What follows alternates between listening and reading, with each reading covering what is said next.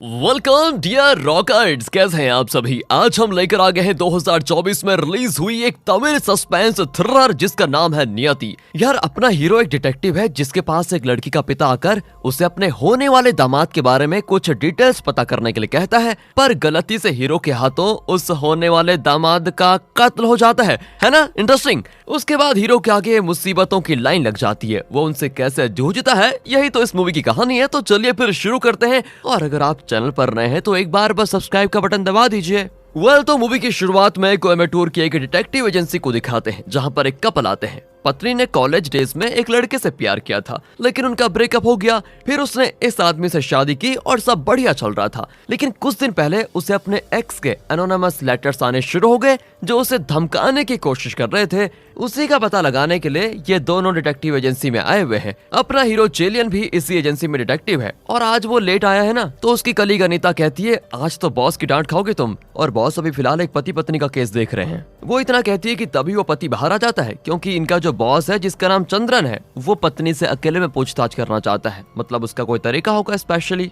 अब चेलियन कहता है देखो, मैं चंद्रन सर का असिस्टेंट हूँ, आप मुझे ये बताइए आप पुलिस में जाने के बजाय सीधे यहाँ पर क्यों आ गए। वो कहता है कि वहाँ जाता तो मेरी वाइफ की बदनामी होती ना सर, इसलिए मैं यहाँ पर आ गया हूँ। चेलियन पूछता है कि आपको अपनी वाइफ का कौन सा स्वभाव अच्छा लगता है। वो बहुत सोचकर कुछ बातें बताता है, लेकिन जब चेलियन पूछता है उनका कौन सा स्वभाव आपको अच्छा नहीं लगता, तो वो बिना सोचे एक लंबी लिस्ट बता देता है। सब कुछ सुनकर चेलियन पूछता है कि अब एक बात बताइए, अगर पत्नी के एक्स के बारे में पता चला तो आप क्या करेंगे। पति कहता है मैं उससे पूछूंगा कि तुम मेरी वाइफ का पीछा क्यों कर रहे हो, उसको छोड़ दो, और उसे छोड़ने के लिए क्या चाहिए, फिर मैं उसे वो अमाउंट सेटल करके दे दूंगा और इस मामले को ही खत्म कर दूंगा। ये बात चली रही होती है कि इतने में पत्नी बाहर आ जाती है और पति चंद्रन के कमरे में जाता है। अब चेलियन पत्नी से सवाल करता है कि आपके पति की अच्छाइयाँ क्या है और बुराइयां क्या है, अगर आपको बताने में कोई प्रॉब्लम ना हो तो प्लीज बता दीजिए। वो बताती है मेरे पति बहुत अच्छे इंसान है, मुझे उनमें कोई बड़ी खामी नजर नहीं आई आज तक। लगता है दोस्तों ये पति से बहुत प्यार करती है। चेलियन आगे पूछता है कि आपने अपने एक्स से ब्रेकअप क्यों किया था।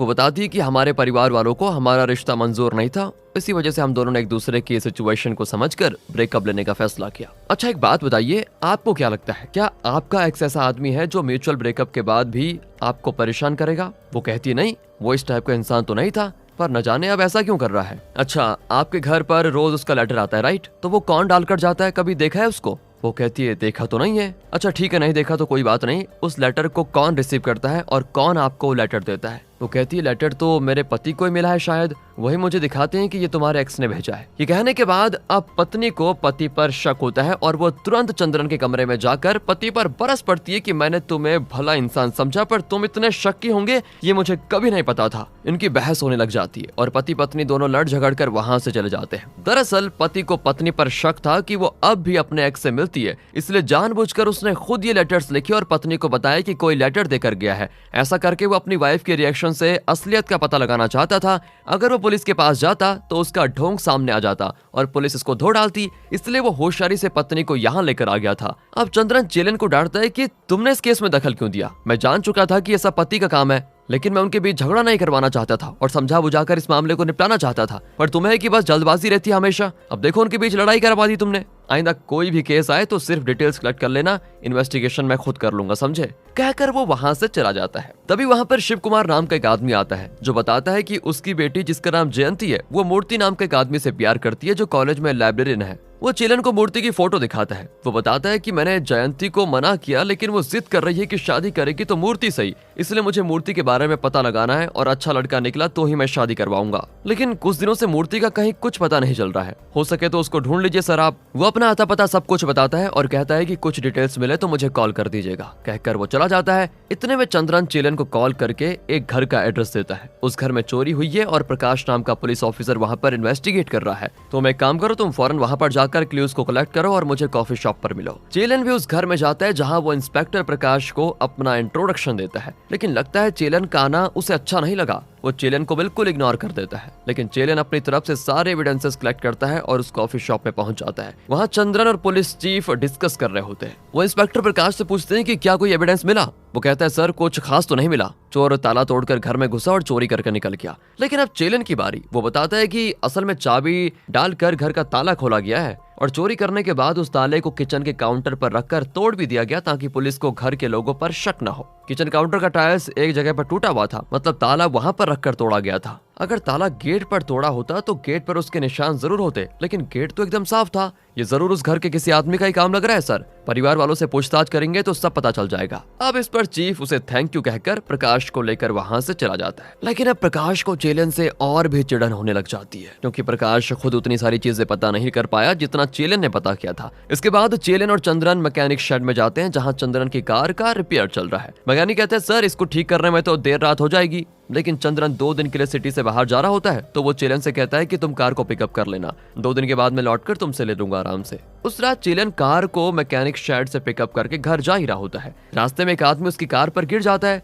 चेलन घबराकर गाड़ी रोकता है और देखता है कि एक आदमी नीचे पड़ा हुआ है, और टेंशन की बात तो यह है कि वो मर भी चुका है। चेलन बहुत ज्यादा डर जाता है कि अब क्या करूं, कहीं इसका कत्ल का इल्जाम मुझ पर ना आ जाए। आसपास कोई भी नहीं होता तो चेलन लाश को उठाकर डिक्की में रख देता है और वहां से चुपचाप निकल जाता है। पर रास्ते में उसे इंस्पेक्टर प्रकाश दिखता है जो कि पेट्रोलिंग कर रहा होता है। अब उसे देखते चेलन तो सीधे गाड़ी रिवर्स करता है, लेकिन प्रकाश उसे देख लेता है। वो तो पहले से चेलन से चिढ़ा हुआ था और अब चेलन को रिवर्स लेते हुए देखकर उसे शक होता है कि कहीं ये कुछ गलत तो नहीं कर रहा। वो गाड़ी की तलाशी लेने लग जाता है और जब वो डिक्की खोलता है तो चेलन उससे बहस करने लग जाता है। तभी पुलिस चीफ वहां पर आता है और प्रकाश से कहता है कि मैंने देखा कि तुमने सुबह भी चोरी के केस में चेलन के साथ कोऑपरेट नहीं किया और अब उसको फिर से तंग कर रहे हो। पुलिस को कभी कभी प्राइवेट डिटेक्टिव्स की मदद लेनी पड़ती है, इसलिए उनसे बेवजह भिड़ना अच्छी बात नहीं है, समझे। कहकर वो चेलन को जानने के लिए कह देता है। फिर चीफ प्रकाश को डांटकर वहां से खुद भी चला जाता है। इसी बीच प्रकाश देख लेता है कि चेलन की कार की डिक्की जरा खुली हुई है और उसके अंदर कोई है। वो चेलन की कार को फॉलो करने लग जाता है। चेलन बहुत तेज चलाकर किसी तरह उससे पीछा छुड़ाता है और एक सुनसान जगह पर जाकर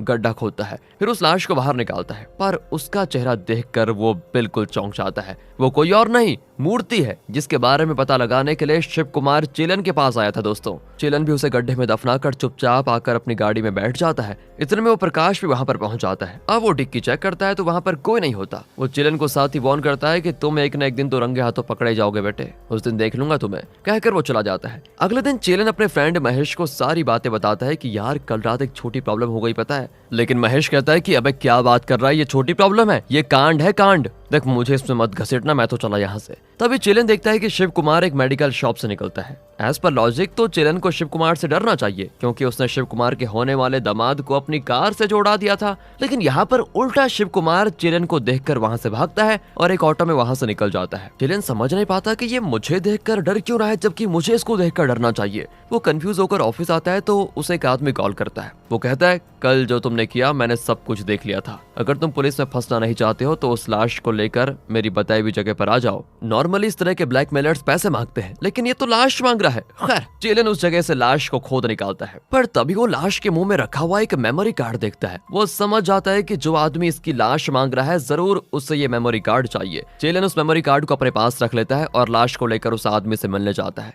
वो आदमी एक ब्लैक हुडी पहनकर खड़ा होता है, जिस वजह से उसका चेहरा साफ नहीं दिख पाता। चेलन लाश को उसके हवाले करके वहां से निकल जाता है। फिर ब्लैकमेलर लाश को खींचकर लेकर जा रहा होता है, लेकिन अचानक लाश हिलने लग जाती है। ब्लैकमेलर तो चौंक ही जाता है। असल में वो लाश नहीं, चेलन का फ्रेंड महेश होता है जो लाश की एक्टिंग कर रहा था। अब चेलन और महेश मिलकर इस आदमी को मारने लग जाते हैं, लेकिन वो महेश पर हमला करके वहां से तुरंत भाग जाता है। महेश पूछता है कि यार यहाँ पर चल क्या रहा है, मुझे कुछ बताएगा कोई। तब चेलन रिवील करता है कि असल में मूर्ति मेरी गाड़ी से टकराकर नहीं मरा था, बल्कि पहले से किसी ने उसे चाकू से मार डाला था। उस दिन तो मैंने ध्यान नहीं दिया और उसे दफना दिया, लेकिन आज जब उस जगह से लाश को मैं निकाल रहा था तो मैंने उसके पेट पर चाकू से काटने के निशान देखे। इतना ही नहीं, उसके मुंह में एक मेमोरी कार्ड भी था जो इस ब्लैकमेलर को चाहिए, और मुझे तो लगता है कि इस ब्लैकमेलर ने या फिर किसी और ने ही मूर्ति का कत्ल किया है। पर ये मेमोरी कार्ड तो टूट चुका है और इसमें क्या था ये हमें पता नहीं चलेगा। महेश कहता है कि अब तो पता चल गया कि तूने कत्ल नहीं किया है, ठीक है तो हमें पुलिस के पास चले जाना चाहिए। चेलन कहता है कि नहीं यार, जाने अनजाने में मैं इस कत्ल में उलझा हुआ हूँ,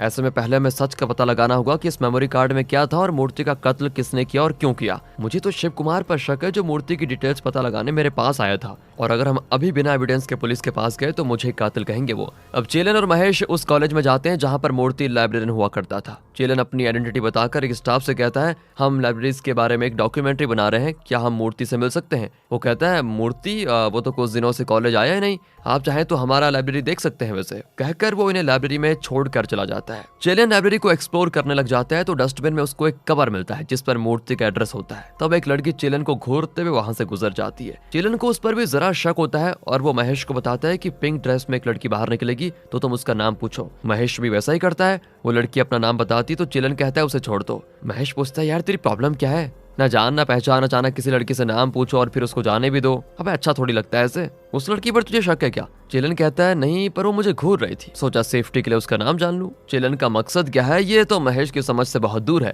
असल में वो इस केस में इन्वॉल्व होना ही नहीं चाहता था, लेकिन चेलन ने जैसे तैसे उसको मना लिया था। अब चेलन उस कवर पर लिखे एड्रेस पर जाता है, यानी मूर्ति के घर। वो ताला तोड़कर अंदर जाता है तो वहाँ पर एक बुक के अंदर उसे 3 मेमोरी कार्ड्स मिलते हैं। चेलन उनको लेकर घर पर आ जाता है और उन्हें अपने फोन पर डालकर चेक करता है तो एकदम शॉक। दरअसल कॉलेज में गर्ल्स बाथरूम में ली गई वीडियोस उसमें होती हैं। मतलब मूर्ति कॉलेज के गर्ल्स बाथरूम में मोबाइल छुपाकर अश्लील वीडियोस बनाता था। उसी वक्त चेलन के घर पर वो ब्लैक हुडी वाला ब्लैकमेलर घुस जाता है। उसकी और चेलन की बहुत लड़ाई होती है और आखिर वो चाकू से चेलन पर हमला करके वहां से भाग जाता है। तभी चेलन की कलीग अनीता उसकी मदद करती है। फिर चेलन के लिए कुछ दवाइयां लेने वो मेडिकल शॉप जाती है। तब मेडिकल शॉप वाला चेलन का नाम पूछता है। तभी चेलन को स्ट्राइक होता है कि उस दिन इसी मेडिकल शॉप से शिव कुमार भागा था, मतलब उसने यहाँ से दवाइयां खरीदी होंगी और अपना नाम भी दिया होगा। फिर चेलन फार्मासिस्ट से उस दिन की तारीख और टाइम बताकर शिव कुमार की डिटेल्स मांगता है। पहले तो वो देने से मना करता है, लेकिन चेलन कहता है शिव कुमार की वजह से मेरे दोस्त को प्रॉब्लम हो गई है,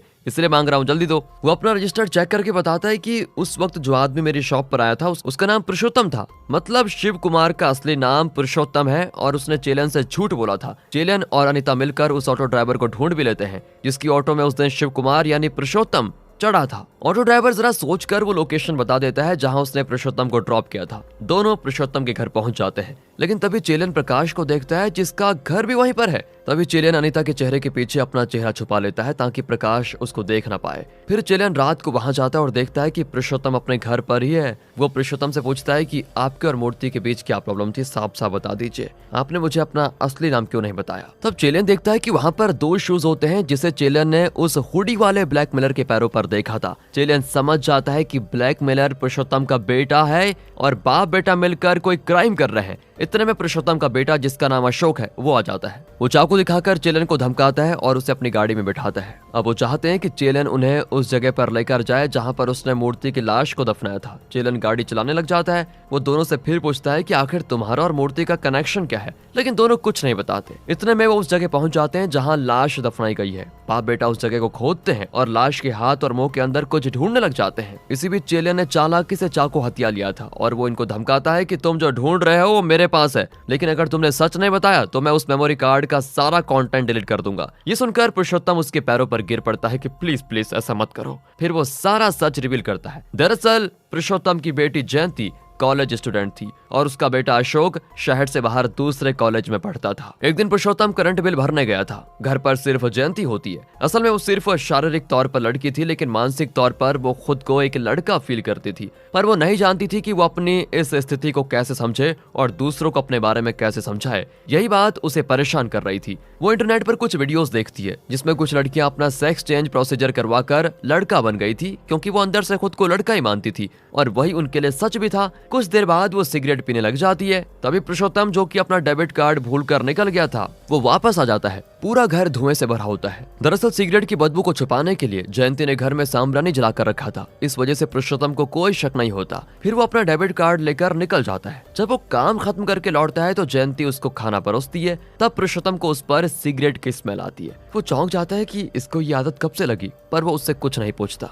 जयंती घर का काम कर रही होती है, लेकिन उसका मन किसी चीज में नहीं लगता, क्योंकि जब अपनी आइडेंटिटी को लेकर ही उलझन हो जाए तो कौन चैन से रह सकता है। वो खुद को एक लड़का मानती है, लेकिन कोई उसकी बात को सीरियसली नहीं लेगा और उल्टा उसे कोसेगा जैसे कि उसकी कोई गलती हो। ये सब कुछ सोचकर वो बहुत रोती है। वो फिर इंटरनेट पर इस बारे में रिसर्च भी करती है। पर एक दिन पुरुषोत्तम उसके लिए रिश्ता ढूंढने लग जाता है तो वो साफ साफ कह देती है कि पापा, मैं लड़की नहीं हूँ, मेरा शरीर लड़की का है, लेकिन मन में तो मैं लड़का हूँ। पर मैं आपको ठीक से समझा नहीं पा रही हूँ कि मैं क्या कहना चाह रही हूँ। अगर माँ होती तो शायद मैं उन्हें समझा पाती। ये सुनकर पुरुषोत्तम को बहुत दुख होता है, क्योंकि पुरुषोत्तम ने माँ और बाप दोनों का प्यार देकर अपने बच्चों को पाला था, पर अब बेटी कह रही है कि माँ की कमी वो पूरी नहीं कर पाया। ये सोचकर वो रोने लग जाता है। वो कहता है कि अब से मैं शादी के लिए तुम्हें तंग नहीं करूंगा बेटा, तुम अपनी मर्जी से रहो जैसे तुम्हें रहना है। उसके बाद हुआ ये कि एक दिन कॉलेज में एक लड़की बाथरूम जाकर ड्रेस चेंज करके बाहर निकलती है। उसके जाने के बाद हाउस हाउसकीपर अंदर जाकर वहां रखे बोतल्स के पीछे से एक मोबाइल निकालती है जिसमें वीडियो रिकॉर्ड हो रहा था। वो उस वीडियो को लाइब्रेरियन के हवाले कर देती है और कहती है कि आगे से ये काम मुझसे नहीं होगा। फिर वो वाणी नाम की एक लड़की को बुलाता है जिसकी वीडियो भी उसने इस तरह बनाई थी। वाणी विनती करती कि प्लीज मेरा वीडियो डिलीट कर दो सर, पर वो वाणी को ब्लैकमेल करता है कि अगर मेरी बात नहीं मानी तो मैं ये वीडियो इंटरनेट पर डाल दूंगा, फिर तुम्हारी देखो कितनी बदनामी होगी। एंड उसी वक्त जयंती जो लाइब्रेरी में थी वो ये सब कुछ देख लेती है और सीधे मूर्ति पर हमला कर देती है। वो मूर्ति के मुंह पे थूक भी देती है कि तू इतना घटिया आदमी है, मुझे नहीं पता था, कहकर वो मूर्ति को पीट कर वाणी को बचा लेती है। वाणी विनती करती है कि इस मूर्ति के पीछे कई लोग इन्वॉल्व है इस गंदे काम में, पर हम उतने पावरफुल नहीं है कि इन सब से भिड़ जाएं। मुझे तो बस उस वीडियो को किसी तरह डिलीट करवाना है। तब जयंती उसे हिम्मत देती है कि तुम फिक्र मत करो, हम कुछ करेंगे। उसी रात वाणी जयंती को मैसेज करती है कि आज तुमने जो मेरे लिए किया वो मैं कभी नहीं भूलूंगी, थैंक्स। इनकी चैटिंग शुरू हो जाती है और लगता है दोनों एक दूसरे को पसंद करने लगे हैं। अगले दिन दोनों लाइब्रेरी में मिल जाते हैं। जयंती पूछती है क्या तुम सिर्फ चैट पर ही किसिंग इमोजी भेजोगी? वाणी कहती है तुम चाहो तो डायरेक्ट भी दे सकते हो, कहकर वो जयंती को किस करने आती है, लेकिन तभी मूर्ति आ जाता है और इन दोनों को इस सिचुएशन में देखकर वो शुरू हो जाता है कि अच्छा तो ये चक्कर चल रहा है, तभी तुम्हें मर्द पसंद नहीं है, सिर्फ लड़कियां पसंद है, कहकर वो वाणी को खींचकर एक कमरे में लेकर बंद कर देता है। फिर वो जयंती के पास आता है और कहता है लड़के का ड्रेस पहनोगी तो क्या लड़का बन जाओगी? तुमने मुझे मारकर अच्छा नहीं किया, अब मैं दिखाता हूँ कि मर्द किसे कहते हैं, कहकर वो जयंती को बहुत बुरा मारता है और फिर एक जगह मोबाइल कैमरा ऑन करके जयंती के साथ जबरदस्ती करने लग जाता है और वो अपना मकसद पूरा भी कर लेता है। इतना ही नहीं, वो उस वीडियो में अपना चेहरा ब्लर करके उस वीडियो को इंटरनेट पर डाल भी देता है। जयंती एकदम टूट जाती है और घर आकर चुपचाप लेट जाती है। रात को पुरुषोत्तम उसको जगाता है तो वो कहती है जरा बुखार है पापा, मेरी तबीयत खराब है, अभी आप जाकर आराम कीजिए। पुरुषोत्तम भी अपने कमरे में चला गया। आधी रात को अशोक घर आया और बहुत परेशान दिख रहा था। उसने पुरुषोत्तम को उस वीडियो के बारे में बताया जिसमें मूर्ति ने जयंती के साथ जबरदस्ती की थी। अपनी बेटी पर हुए अन्याय को पुरुषोत्तम सह नहीं पाता और बाप बेटा बहुत रोते हैं। फिर वो जयंती के कमरे में जाते हैं तो तब तक वो फांसी लगाकर मर चुकी थी। इनके समझ में नहीं आता कि ये क्या हो गया। तब वाणी ने उनको बताया कि ये सब मूर्ति ने किया है, जो कॉलेज की कई लड़कियों की ऐसी वीडियोस बनाकर उन्हें हमेशा ब्लैकमेल करता रहता है, वही जयंती की मौत का कारण भी है। फिर पुरुषोत्तम और अशोक ने मूर्ति को खत्म करने का प्लान बनाया, लेकिन मूर्ति को पता चल गया था कि पुरुषोत्तम उसकी असलियत जान चुका है, इसलिए वो कहीं छुप गया। बाप बेटा उसको हर जगह ढूंढने लगे। अशोक के फ्रेंड्स मूर्ति के घर के सामने एक बिल्डिंग में रहते थे। अशोक भी वहां पर गया और उसने मूर्ति को कॉल करके कहा मैं वाणी का भाई हूँ, मैं तुम्हें पैसे देने को तैयार हूँ, तुम बस मेरी बहन की वीडियो वाला वो मेमोरी कार्ड मुझे दे दो, मैं अपनी बहन की बदनामी नहीं सह सकता, प्लीज। मूर्ति भी मान गया और उसने अशोक को एक जगह पर बुलाया। अशोक भी वहां पर गया। मूर्ति ने उसे मेमोरी कार्ड दे दिया, लेकिन अशोक ने पैसे निकालने के बहाने चाकू निकाल कर उसका पेट फाड़ दिया। फिर भी वो अशोक से बचकर वहां से भागा और तभी चेलन की गाड़ी से वो टकरा कर मर गया। लेकिन अशोक ने इस बारे में पुरुषोत्तम को नहीं बताया था, इसलिए वो अपनी तरफ से मूर्ति को ढूंढने के लिए चेलन की डिटेक्टिव एजेंसी में गया। पर जब बाद में पुरुषोत्तम को पता चला कि अशोक ने मूर्ति को मार डाला तो पहले तो वो घबराया, लेकिन फिर उसे लगा कि अशोक ने ठीक ही किया, वरना मूर्ति की वजह से कई लड़कियों की जान चली जाती। और अब प्रेजेंट में पुरुषोत्तम कहता है कि मैं अपने बेटे को बचाना चाहता हूँ, इसलिए मैं पुलिस में सरेंडर करने जाऊंगा। पर चेलन कहता है कि अगर आप पुलिस के पास गए तो बेवजह मैं भी इसमें फंस जाऊंगा, क्योंकि मूर्ति मेरी गाड़ी से टकराया था, पुलिस मुझे भी नहीं छोड़ेगी, इसलिए सबसे बढ़िया तो यही होगा कि हम इस मामले को यहीं पर निपटा दें। मूर्ति लापता था तो उसको लापता ही रहने दीजिए, हम में से किसी को कोई प्रॉब्लम नहीं होगी। लेकिन असल में इंस्पेक्टर प्रकाश इस वक्त छुपकर इनकी वीडियो बना रहा होता है। फिर वो सामने आकर कहता है कि वाह बेटा, सब कुछ आपस में डिसाइड कर लोगे तो पुलिस के अंगूठा चूस कर बैठी रहेगी, अब तुम सबका हाल बेहाल होने वाला है, तुम देखते जाओ। इनकी मुठभेड़ हो जाती है, लेकिन प्रकाश किसी तरह बाइक लेकर वहां से निकल जाता है। अब ये तीनों कहते हैं कि हमें कोई नहीं बचा सकता। ये सोचकर सभी मायूस हो जाते हैं, लेकिन तभी कोइंसिडेंटली प्रकाश सामने से टैक्सी से टकरा जाता है और गिरकर बेहोश। टैक्सी ड्राइवर घबराकर उसे उठाता है और अपनी कार की डिक्की में रखकर वहां से निकल जाता है। तभी चिलन एक्सीडेंट स्पॉट पर आता है तो प्रकाश की बाइक के पास उसका मोबाइल पड़ा होता है। चिलन उसमें से इनकी वीडियो डिलीट कर देता है जो प्रकाश ने अभी रिकॉर्ड की थी, अब इन्हें कोई प्रॉब्लम नहीं होगी। ये सोचकर चिलन, पुरुषोत्तम और अशोक चैन से रहते हैं। दूसरी ओर टैक्सी ड्राइवर को डिक्की से आवाजें आती हैं तो डिक्की खोलता है। तब प्रकाश को होश आ चुका था और वो डिक्की से उतरकर टैक्सी ड्राइवर को जोर का तमाचा मारता है कि तेरी वजह से सब कुछ बर्बाद हो गया। और इसी के साथ ये मूवी यहाँ पर फनी तरीके से दोस्तों खत्म होती है। बाकी अगर आपको वीडियो अच्छी लगी हो, एक्सप्लेनेशन अच्छा लगा हो तो लाइक कीजिए, चैनल को सब्सक्राइब। मिलते हैं अगली वीडियो में, ध्यान रखेगा अपना and finally thanks for watching.